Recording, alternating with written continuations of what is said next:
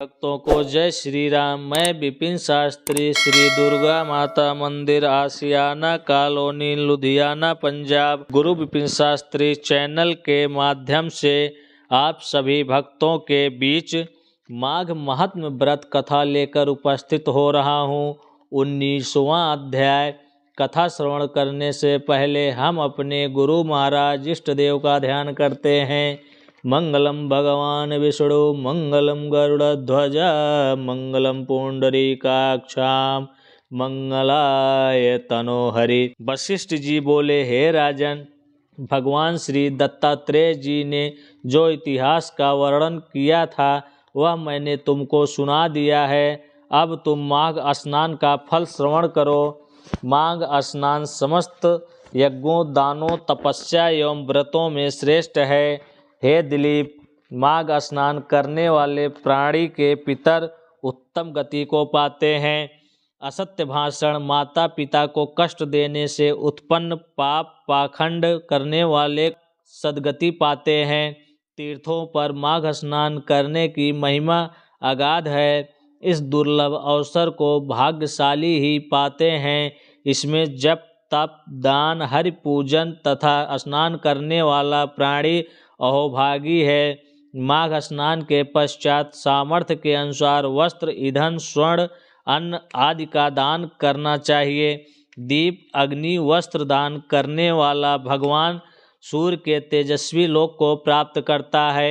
वह महान पापी जो अन्य प्रकार के किसी यज्ञ, जप, तप, दान और धर्म कार्य से अपने पापों के द्वारा मुक्ति नहीं पा सकते, उन्हें अवश्य माघ स्नान करना चाहिए।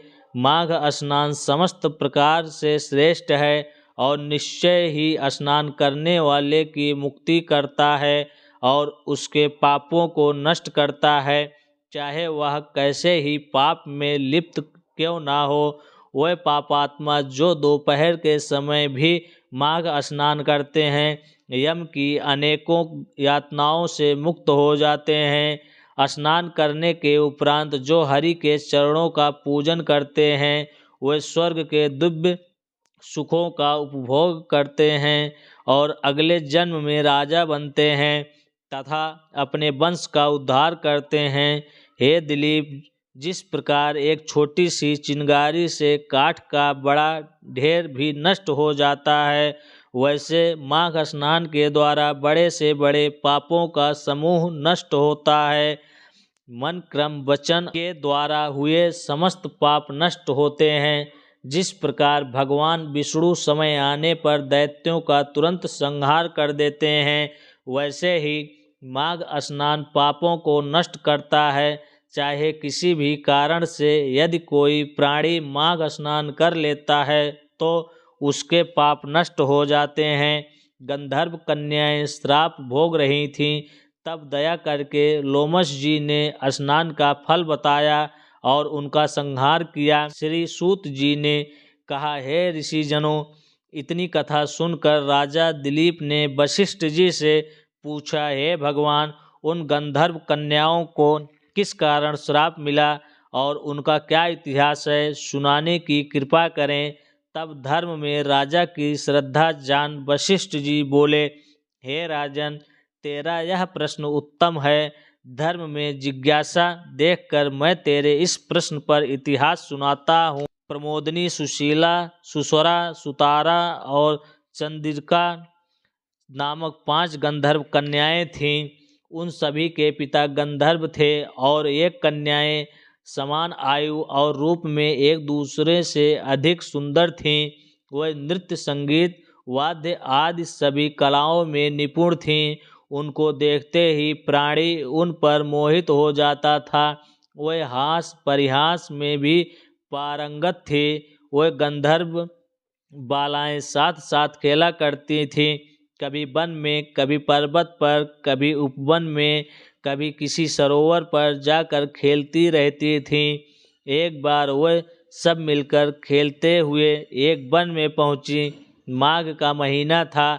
वह कल्प वृक्ष के फूल चुनने लगी।